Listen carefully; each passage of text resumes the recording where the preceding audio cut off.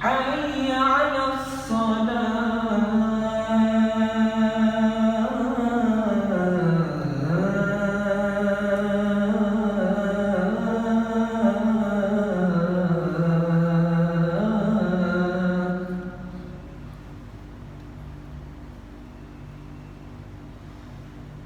حي على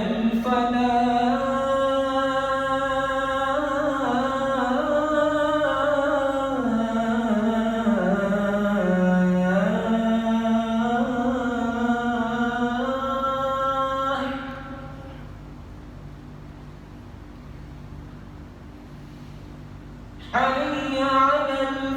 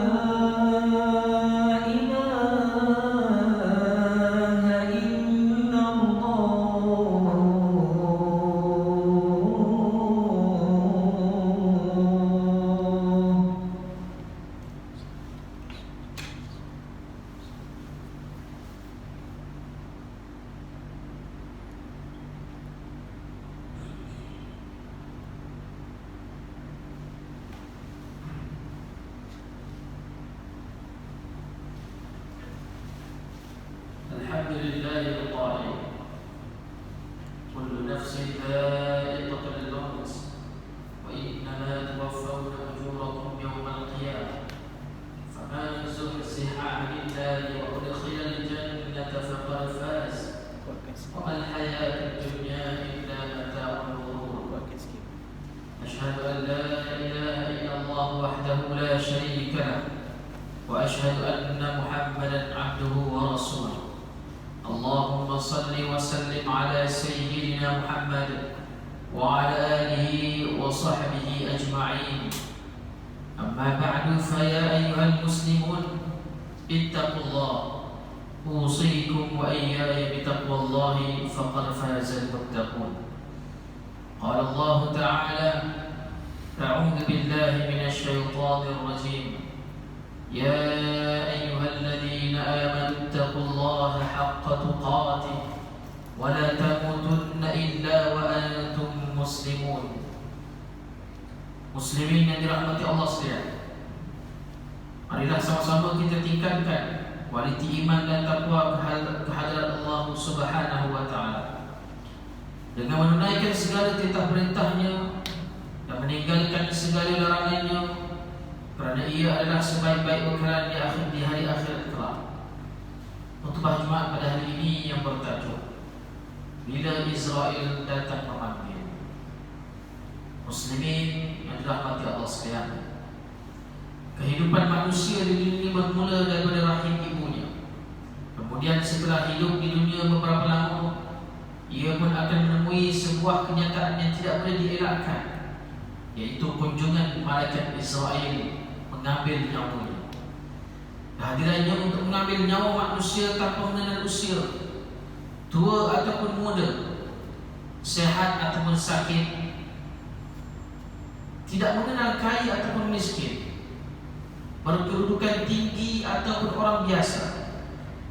Dia tetap menjalankan tugasnya seperti yang telah diamanahkan oleh Allah Subhanahu wa taala kepadanya. Firman Allah Subhanahu wa taala dalam surah Qaf ayat yang ke-19. A'udzu billahi minasyaitonir rajim. Wa ja'at sakratul maut bil haqq. Dzalika ma kunta minhu tahid.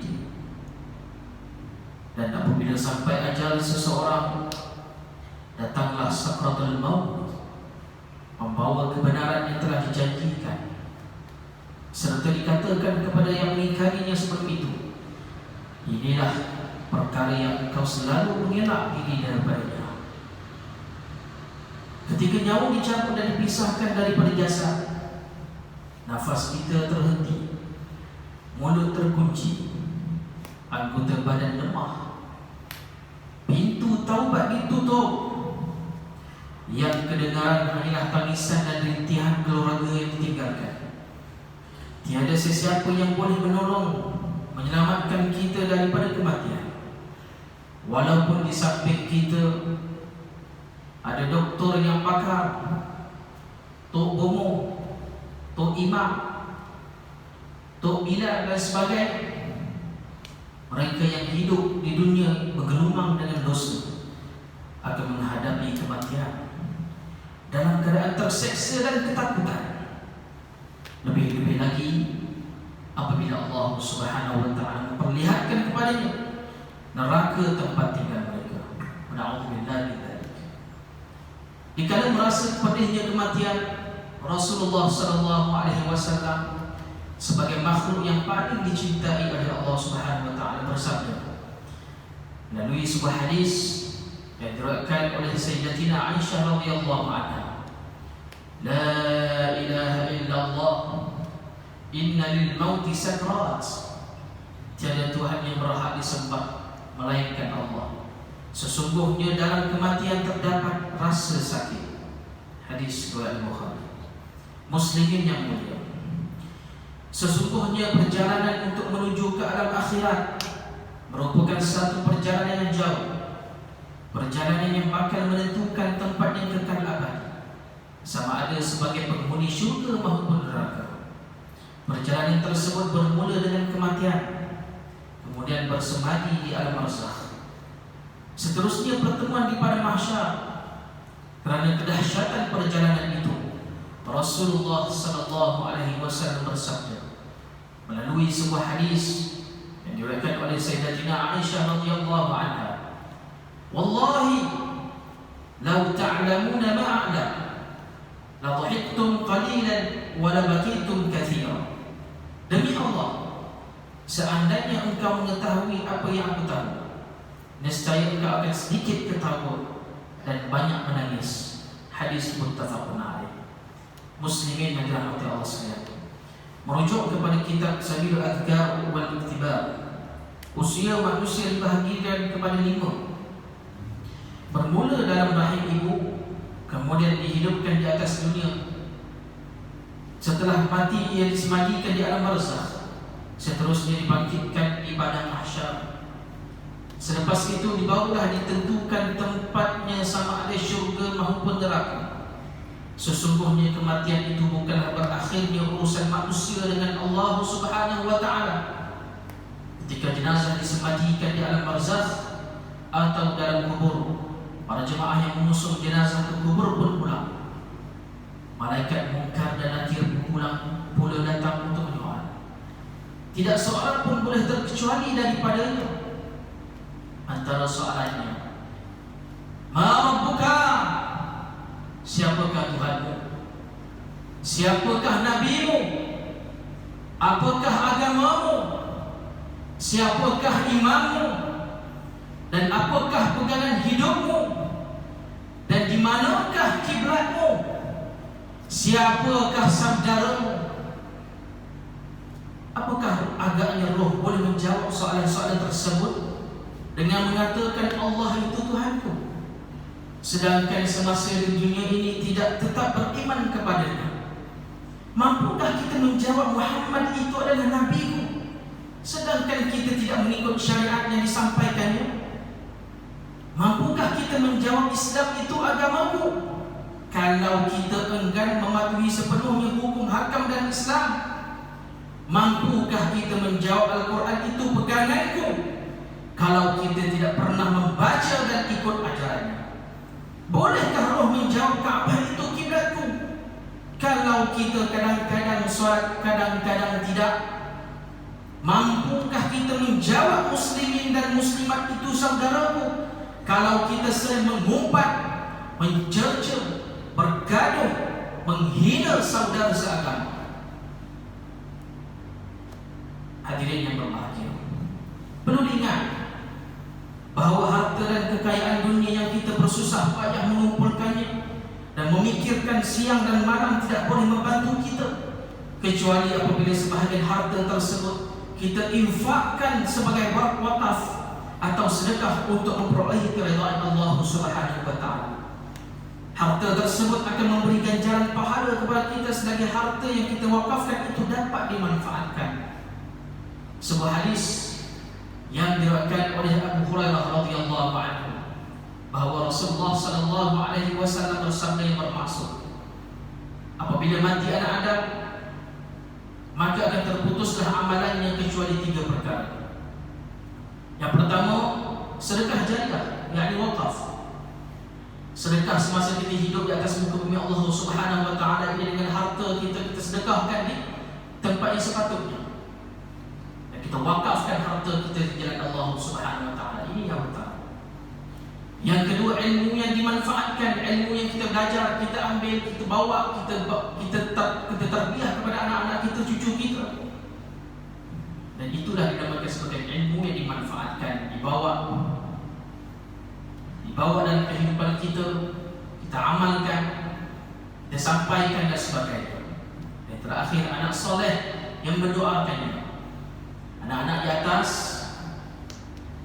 jadilah anak-anak yang soleh, karena doa anak anda, anak yang soleh inilah akan tenang ibu bapa anda di dalam kubur kelak. Begitu dengan kita di sini, yang besar yang sudah dewasa telah kehilangan ibu bapa. Marilah memperbanyakkan doa. Kita adalah anak yang soleh. Ibu bapa kita telah pergi meninggalkan kita, maka kita lah sebagai anak soleh yang mendoakan. Bukan menyuruh untuk iman, bukan menyuruh untuk milad.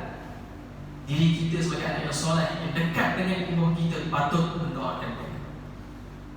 Hadis riwayat Muslimin yang dirahmati Allah sekalian. Setiap orang beriman hendaklah selalu berdoa kepada Allah Subhanahu wa taala, mengharapkan kematian dan husnul khatimah. Mati dalam keadaan baik, bukan mati dalam keadaan su'ul khatimah, berakhir hidup dalam keadaan buruk. Oleh itu kita disarankan melazimkan berdoa di dalam doa kita. Allahumma khtim lana bi husnil khatimah wa la takhtim alaina bi su'il khatimah. Ya Allah, matikanlah kami dalam keadaan kesudahan yang baik, dan janganlah Engkau matikan kami dalam keadaan kesudahan yang buruk. Di samping itu juga kita hendaklah segera bertaubat, memohon keampunan daripada Allah Subhanahu wa taala daripada dosa-dosa yang kita pernah lakukan, sama ada kita sedari ataupun tidak. Allah mengingatkan kita supaya bertaubatlah, jangan sampai ditangguhkan sehingga roh hampir keluar daripada jasadnya. Firman Allah Subhanahu wa taala dalam surah Nisa ayat 18, A'udzu billahi minasyaitonir rajim. Wa laysat at-taubatu lil ladzina ya'maluna as-sayyi'at hatta idza hadara ahaduhumul maut qala inni tubtu al-ana wal ladzina yamutuna wa hum kuffar ulaika a'tadna lahum 'adzaban alima. Dan tidak ada gunanya taubat itu kepada orang-orang yang selalu melakukan kejahatan, kemaksiatan, hingga apabila salah seorang daripada mereka hampir mati, berkatalah dia, sesungguhnya aku bertaubat sekarang, sedangkan taubat itu sudah terlambat. Dan demikian jugalah halnya orang-orang yang mati sedang mereka tetap kafir. Orang yang demikian kami telah sediakan, Allah telah sediakan bagi mereka azab seksa yang tidak terberi sakit. Hadirin Jumaat yang dirahmati Allah sekalian, marilah kita siapkan sebanyak-banyaknya bekalan untuk menyempurnakan perjalanan menuju akhirat, yaitu dengan mentaati perintah Allah dan meninggalkan larangannya serta melakukan amal soleh untuk kepentingan agama dan masyarakat Islam. Firman Allah Subhanahu wa taala dalam surah Al-Hashr ayat yang ke-18, A'udzu billahi minasyaitonir rajim. Ya ayyuhalladzina amanu taqullaha wal tanzur nafsum ma qaddamat lighad wattaqullaha innallaha khabirun bima ta'malun. Wahai orang beriman, bertakwalah kepada Allah dengan mengerjakan suruhannya dan meninggalkan larangannya.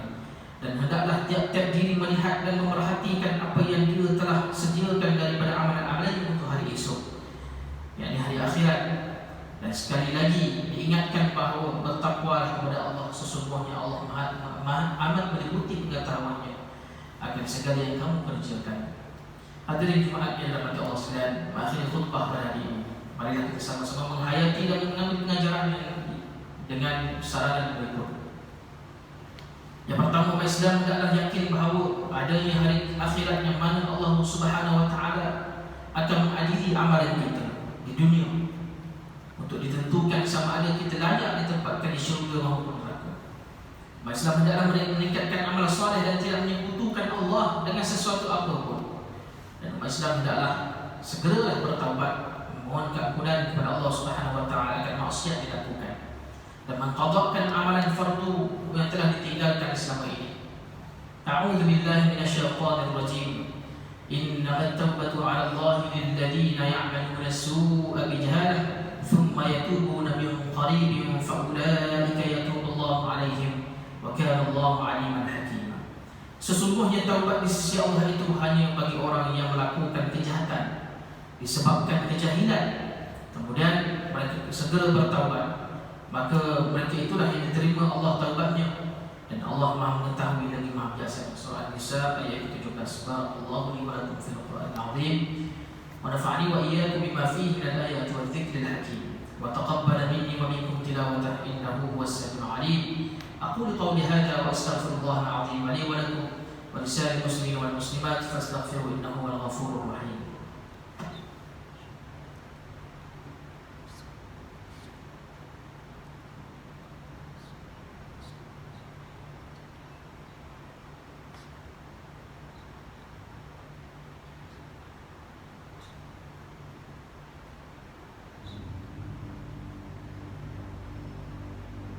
Alhamdulillahi alladzi ja'alana minal muslimin wa razaqana minat thayyibat. Asyhadu an la ilaha illallah wahdahu la syarika lah wa asyhadu anna Muhammadan 'abduhu wa rasuluh. Allahumma shalli wa sallim wa barik ala sayyidina Muhammad wa ala alihi wa sahbihi wa man tabi'ahum bi ihsan ila yaumiddin. Amma ba'du, fa ya ibadallah ittaqullaha usikum wa iyaya bi taqwallahi faqad faza al-muttaqun. Hadirin yang dirahmati Allah sekalian, marilah sama-sama kita bertakwa kepada Allah Subhanahu wa taala dengan melakukan ketaatan kepadanya dan menjauhkan diri daripada perbuatan keji dan maksiat.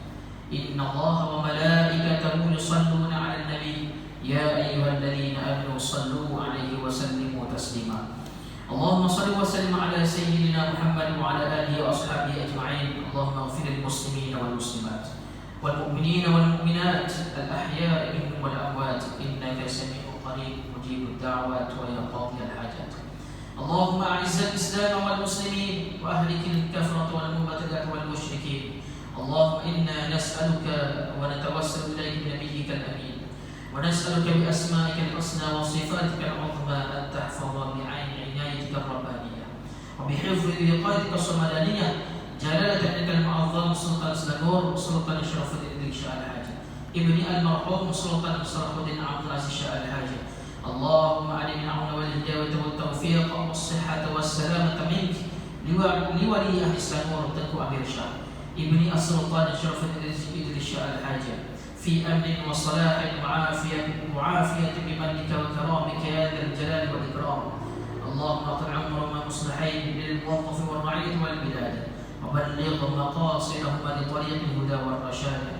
Ya Allah, kurniakanlah petunjuk kepada kami untuk mendirikan solat fardu di waktu secara berjemaah, menunaikan zakat melalui lembaga zakat Selangor, mewakafkan harta melalui Perbadan Wakaf Selangor, dan menginfakkan harta pada tabung infak jariah Islam Selangor, dan kepada anak yatim melalui Yayasan Islam Darul Islam, dan juga ditabung masjid Bandar Seri Putra ini. Ya Allah, murahkan rezeki mereka. Ya Allah, tambahkan rezeki mereka. Ya Allah, berkatilah rezeki dan harta mereka. Ya Allah, ya Allah, kurniakanlah kepada kami rezeki halal dan berkah. Jauhilah kami daripada perbuatan rasuah dan salah guna kuasa, kerana ini adalah suatu pengkhianatan kepada amanah yang telah diberikan.